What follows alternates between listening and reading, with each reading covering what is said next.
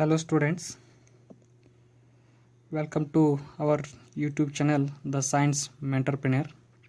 So previous lecture ಅಲ್ಲಿ ನಾವು class 12 physics ಸಬ್ಜೆಕ್ಟ್ದ ಎಲೆಕ್ಟ್ರೋಸ್ಟ್ಯಾಟಿಕ್ಸ್ ಎಲೆಕ್ಟ್ರಿಕ್ ಚಾರ್ಜು ಅದರ ಡೆಫಿನಿಷನು ಆಮೇಲೆ ಟೈಪ್ಸು ಅದೇ ರೀತಿ ಯೂನಿಟ್ಸು ಮಾಸು ಚಾರ್ಜು ಮತ್ತು ಮಾಸ್ಗೆ ಇರುವ ಡಿಫ್ರೆನ್ಸು ಆಮೇಲೆ ಪ್ರಾಪರ್ಟಿ ಆಫ್ ಚಾರ್ಜಲ್ಲಿ ನಾವು ಓದಿದ್ದೇವೆ charge is a scalar quantity, ಆಮೇಲೆ charge is transferable, next charge is always associated with mass and conservation of charge. ನಾವು the next important property is the quantisation of charge. So ಏನಪ್ಪ ಇದು quantization ಅಂದರೆ? Quantization means anything which is available in fixed amount.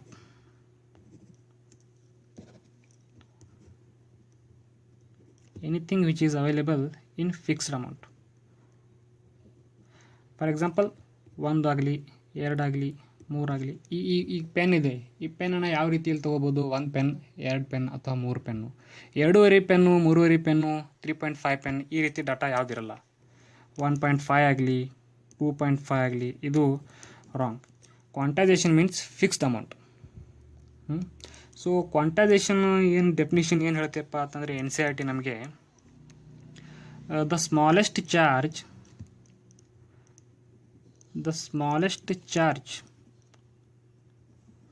That exist independently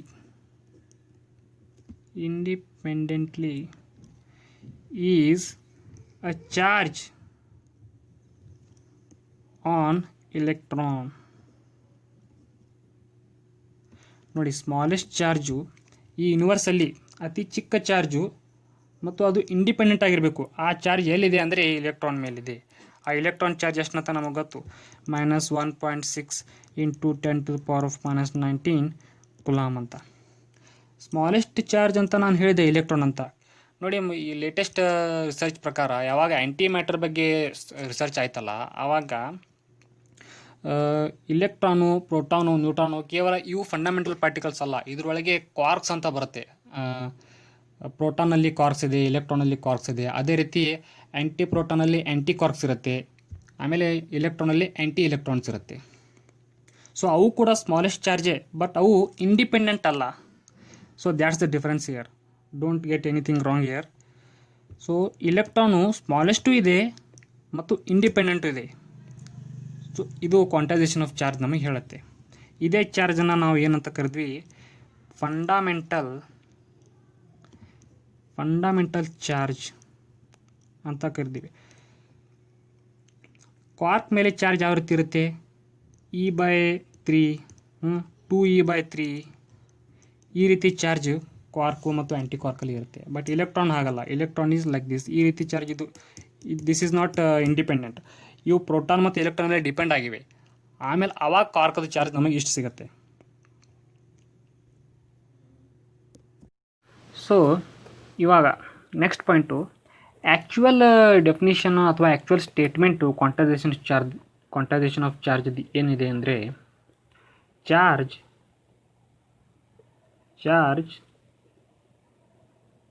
always exists in integral multiple of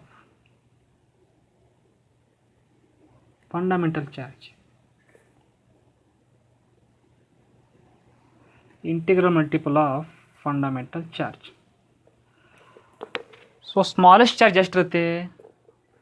1 electron, ಅಥವಾ ಇದು proton ಧಾತು, ಇಲೆಕ್ಟ್ರಾನ್ದು -1 electron.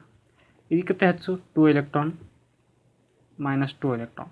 ಅದೇ ರೀತಿ 3 electron, -3 electron, and so on, +n electron and -n electron. ಇದು ಈ definition meaning.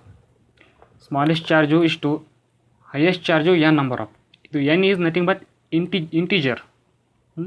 ನೋಡಿ, electron ಒಂದು body charge ಮಾಡಬೇಕಾದ್ರೆ ಇಲೆಕ್ಟ್ರಾನನ್ನು ಕೊಡಬೇಕಾಗತ್ತೆ. ಎಷ್ಟು ಎಲೆಕ್ಟ್ರಾನ್ ಕೊಡಬೇಕು? ಕೊಟ್ಟರೆ 1 ಎಲೆಕ್ಟ್ರಾನ್ ಕೊಡಬೇಕು, 2 ಎಲೆಕ್ಟ್ರಾನ್ ಕೊಡಬೇಕು, ಬಿಟ್ಟರೆ 3 ಎಲೆಕ್ಟ್ರಾನ್ ಕೊಡಬೇಕು. 2.5 ಎಲೆಕ್ಟ್ರಾನ್ ಕೊಡಿ ಕೊಟ್ಟು ಆ ಬಾಡಿನ ಚಾರ್ಜ್ ಮಾಡಿ ಅಂದರೆ ಮಾಡೋಕ್ಕಾಗಲ್ಲ. This is wrong. 2.5 ಎಲೆಕ್ಟ್ರಾನು, ಅದೇ ರೀತಿ ಮತ್ತು 3.7 ಎಲೆಕ್ಟ್ರಾನ್, -3.7 ಎಲೆಕ್ಟ್ರಾನ್, ಈ ರೀತಿ ಚಾರ್ಜ್ ಇಲೆಕ್ಟ್ರಾನನ್ನು ನಾವು ಲೂಸ್ ಮಾಡೋಕ್ಕಾಗಲ್ಲ. ಬಿಟ್ಟರೆ 1 ಎಲೆಕ್ಟ್ರಾನ್ ಲೂಸ್ ಮಾಡಬೇಕು, ಅದರ್ವೈಸ್ 1 ಎಲೆಕ್ಟ್ರಾನ್ನ ಪಡ್ಕೋಬೇಕು. ಈ ರೀತಿ ಚಾರ್ಜಿಂಗು ಮತ್ತು ಡಿಸ್ಚಾರ್ಜಿಂಗ್ ಆಗುತ್ತದೆ. ಸೊ ಟೋಟಲ್ ಜನರಲ್ ಟರ್ಮಲ್ಲಿ ಕ್ವಾಂಟೈಸೇಷನ್ ಚಾರ್ಜಿಂಗ್ ಮ್ಯಾಥಮೆಟಿಕಲಿ ನಾವು ಯಾವ ರೀತಿ ಬರಿತೀವಿ ಅಂದರೆ capital Q ± NE. This is nothing but the quantisation of charge mathematically. ಇಲ್ಲಿ N is integer 0, 1, 2 and so on. Q is charge on body. E is electron, charge on electron. This is -1.6 into 10 to the power of -19 coulomb. So ಇದ್ರ ಮೇಲೆ ಒಂದು ಪ್ರಾಬ್ಲಮನ್ನು ಮಾಡೋಣ, ಸಣ್ಣ problem, ಒಂದು ನ್ಯೂಮೆರಿಕಲ್ದು. So ನಾವು we have a numerical here, just a conceptual numerical. ಏನು ಹೇಳುತ್ತೆ ಇದು? Can a charge of 8 into 10 to the power of -18 coulomb be given to a body. ಇಷ್ಟು ಚಾರ್ಜನ್ನು ಒಂದು ಬಾಡಿಗೆ ನಾವು ಕೊಡ್ಬೋದಾ? ಇದು ಪಾಸಿಟಿವ್ ಇದೆ, ನೆನಪಿರಲಿ. ಈ ಚಾರ್ಜನ್ನು ನಾವು ಈ ಬಾಡಿಗೆ ಕೊಡ್ಬೋದಾ? ಸೊ ಗಿವನ್ ಡಾಟಾ ಬರ್ಕೊಳ್ಳೋಣ. ಬಾಡಿ ಮೇಲೆ ಚಾರ್ಜ್ ಎಷ್ಟಿದೆ? ಇಷ್ಟಿದೆ, 8 into 10 to the power of -18 coulomb. ಅದೇ ರೀತಿ ಇಲೆಕ್ಟ್ರಾನ್ ಮೇಲೆ ಚಾರ್ಜ್ ಎಷ್ಟಿದೆ ಅಂತ ನಮಗೆ ಗೊತ್ತಿದೆ, 1.6 into 10 to the power of -19. ನಮಗೆ ಗೊತ್ತಿದೆ ಕ್ವಾಂಟೈಸೇಷನ್ ಆಫ್ ಚಾರ್ಜ್ ಪ್ರಕಾರ Q = NE. Q ವ್ಯಾಲ್ಯೂ ತುಂಬಿ 8 into 10 to the power of -18 = N value ನಮಗೆ ಗೊತ್ತಿಲ್ಲ, into 1.6 into 10 to the power of -19. ಇದನ್ನು Nಗೆ ಸಾಲ್ವ್ ಮಾಡೋಣ. So 8 into 10 to the power of -18 ನ್ಯೂಮಿರೇಟರ್ದಲ್ಲಿ ಉಳಿಯುತ್ತೆ, ಡಿನಾಮಿನೇಟರ್ದಲ್ಲಿ 1.6 into 10 to the power of -19. 8 divided by 1.6 into 10 ಉಳಿಯುತ್ತೆ. Next ಇದು 80 divided by 1.6 = both numerator ಮತ್ತು ಡಿನಾಮಿನೇಟರ್ಗೆ ಮತ್ತೆ 10 multiply ಮಾಡೋಣ. ಸೊ ಆವಾಗ ಇದು 800 ಆಗುತ್ತೆ, ಇದು 16 ಆಗುತ್ತೆ. 16 1s 16 5s 80 and 0. So N = 50. So N value 50, so N is 50. 50 is an integer. So according to this rule, ಇದು ಕರೆಕ್ಟ್ ಆಗಿದೆ. N = 50. ಇದೇ ಜಾಗದಲ್ಲಿ N = 49.5 or 49.8 ಬರ್ತಿತ್ತು ಅಂದರೆ ನಾಟ್ ಪಾಸಿಬಲ್. ಇದು ಈ ಪ್ರಾಬ್ಲಮ್ ಆಗಲ್ಲ. ಈ ರೀತಿ ನಾವು ಇಲೆಕ್ಟ್ರಾನ್ 49.5 ಅಂತ ಅಂದ ಬರೆಯೋಕ್ಕೆ ಸಾಧ್ಯ ಇಲ್ಲ. ಸೊ ಇದ್ರ ಸಿಂಪಲ್ ಕಾನ್ಸೆಪ್ಟ್ ಏನಿದೆಪ್ಪ ಅಂತಂದರೆ, ಒಂದು ಬಾಡಿ ಇದೆ, ಆ ಬಾಡಿಯಿಂದ ನಾವು 50 ಎಲೆಕ್ಟ್ರಾನ್ನ ಜಗ್ಗಿ ಹೊರಗೆ ತೆಗೆದಾಗ ಆ ಬಾಡಿ ಮೇಲೆ ಚಾರ್ಜ್ ಎಷ್ಟು ಉಳಿಯುತ್ತೆ ಅಂದರೆ ಇಷ್ಟು ಉಳಿಯುತ್ತೆ ಅನ್ನೋ ಮೀನಿಂಗು ಈ ಪ್ರಾಬ್ಲಮ್ ಕೊಡುತ್ತೆ. So this is the quantisation of charge.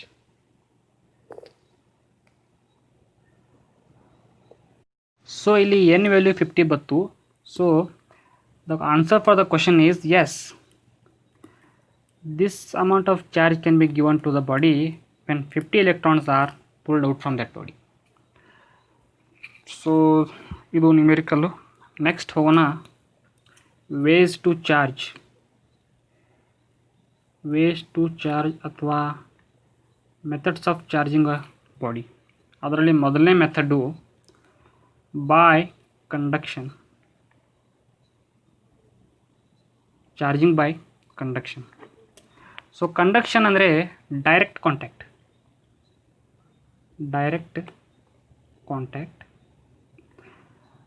Suppose here is a body, ಇಲ್ಲೊಂದು ಬಾಡಿ ಇದೆ, ಅದರ ಮೇಲೆ ಚಾರ್ಜ್ ನೆಗೆಟಿವ್ ಇದೆ ಅಂದರೆ ಎಕ್ಸೆಸ್ ಆಫ್ ಇಲೆಕ್ಟ್ರಾನ್ನ ಈ ಬಾಡಿ ಹೊಂದಿದೆ. ಇದು ಕೂಡ ಕಂಡಕ್ಟಿಂಗ್ ಬಾಡಿನೇ.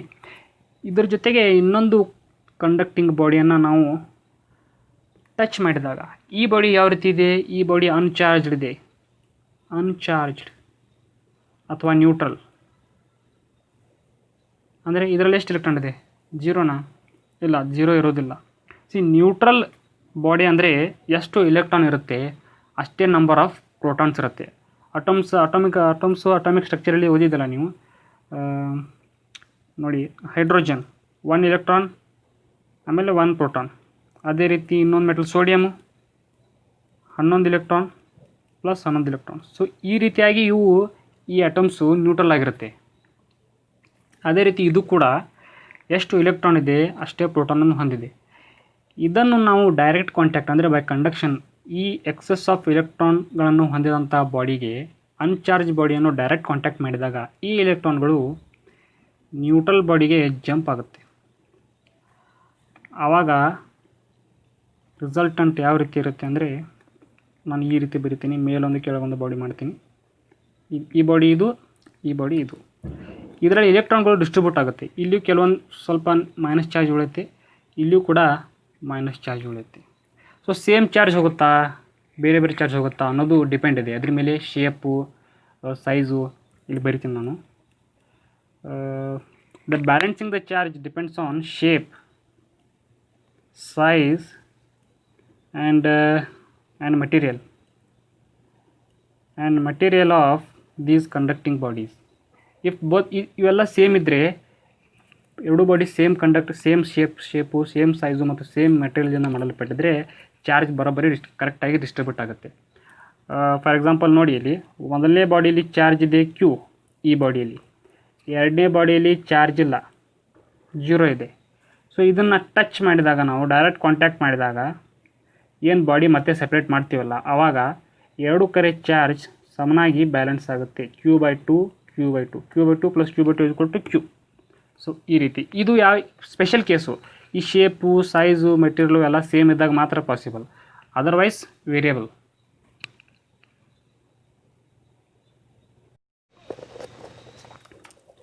ಸೊ ಇವಾಗ ಎರಡನೇ ಮೆಥಡ್ ಆಫ್ ಚಾರ್ಜಿಂಗ್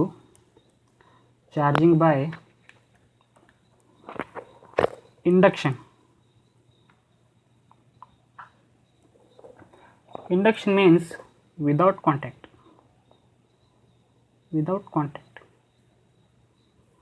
ಸೊ ನೋಡಿ ಯಾವ ರೀತಿ ಚಾರ್ಜಿಂಗ್ ಬೈ ಇಂಡಕ್ಷನ್ನ ಮಾಡ್ತೀವಿ ಅಂತ ನೋಡಿ. Suppose this is a body which is having negatively charged body.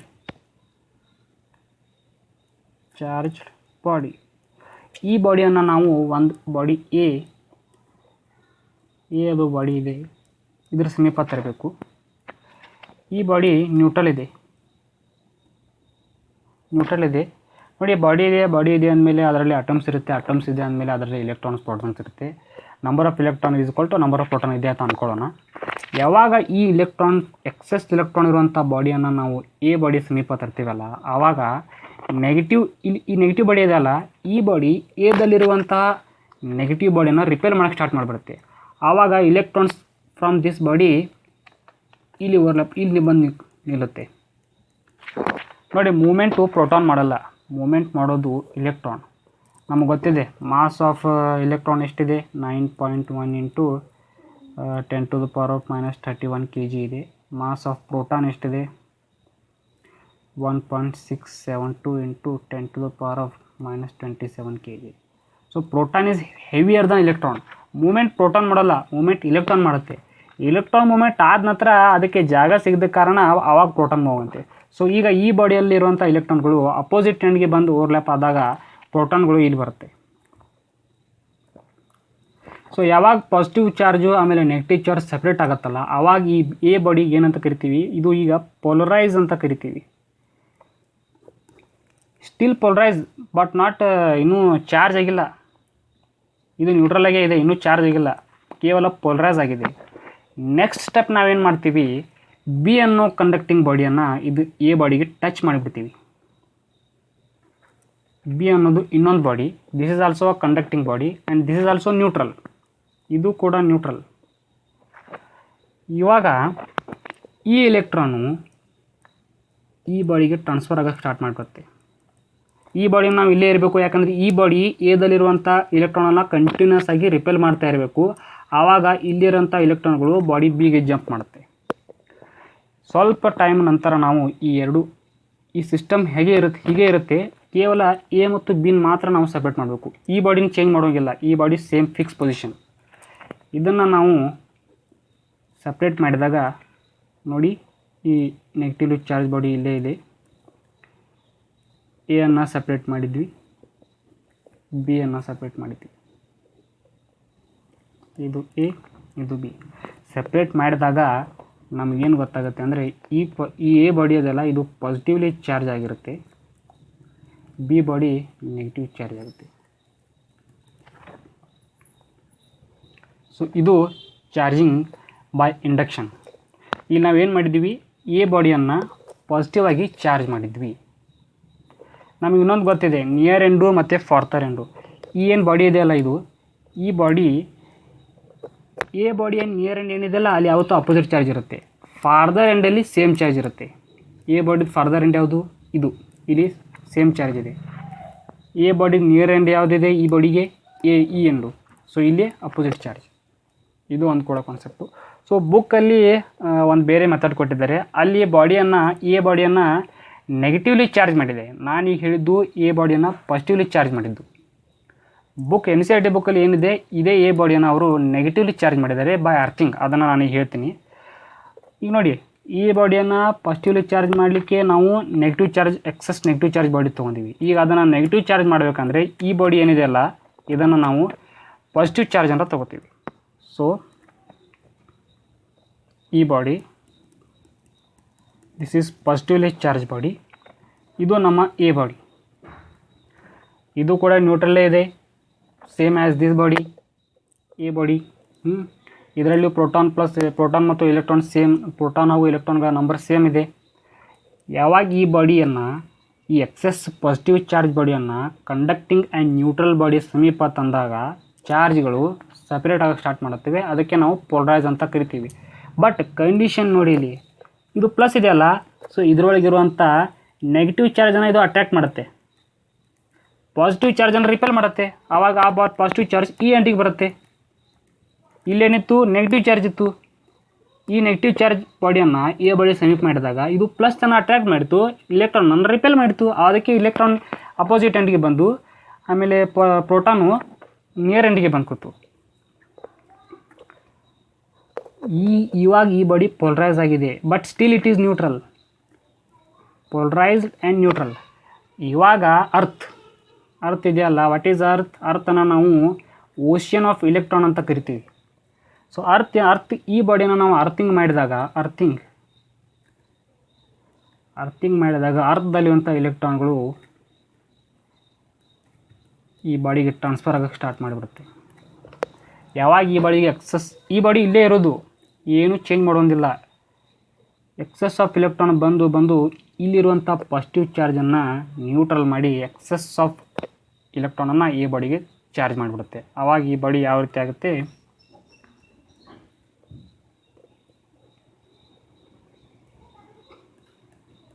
Negatively charge ಆಗುತ್ತೆ.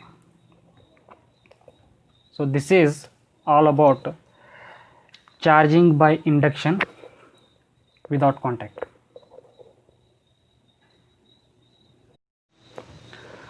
So now last but not least, charging by friction. Charging by ಫ್ರಿಕ್ಷನನ್ನು ಕಂಡಕ್ಟರನ್ನು ಚಾರ್ಜ್ ಮಾಡೋಕ್ಕೂ ಯೂಸ್ ಮಾಡ್ತಾರೆ, but mostly used in insulator. Charging by friction ಈ method ಏನಿದೆಯಲ್ಲ, ಇದನ್ನು mostly ಇನ್ಸುಲೇಟರಲ್ಲಿ use ಮಾಡ್ತಾರೆ, ಇನ್ಸುಲೇಟರನ್ನು charge ಮಾಡೋಕ್ಕೆ. ಸೊ ಏನಾಗುತ್ತೆ, ಇಲ್ಲಿ ಎರಡು ಬಾಡಿ ಇದೆ ಅಂದ್ಕೊಳ್ಳಿ.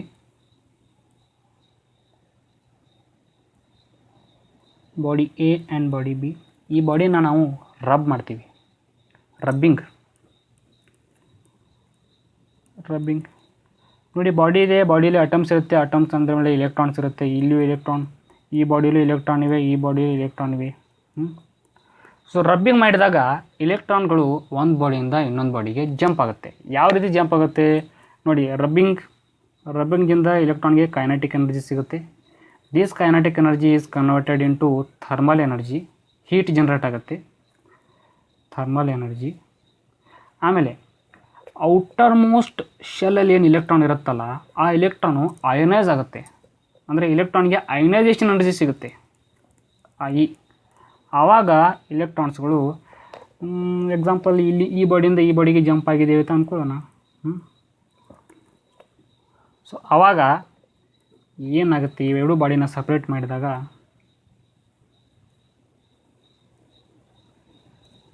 ಎ ಮತ್ತು ಬಿ, ಇಲ್ಲಿಂದ ಈ ಬಿದಿಂದ ಎ ಬಾಡಿಗೆ ಇಲೆಕ್ಟ್ರಾನ್ ಜಂಪ್ ಮಾಡಿದಾಗ ಇಲ್ಲಿ ಇದು ನೆಗೆಟಿವ್ಲಿ ಚಾರ್ಜ್ ಆಗುತ್ತೆ, ಇದು ಪಾಸಿಟಿವ್ಲಿ ಚಾರ್ಜ್ಡ್ ಬಾಡಿ ಆಗುತ್ತೆ.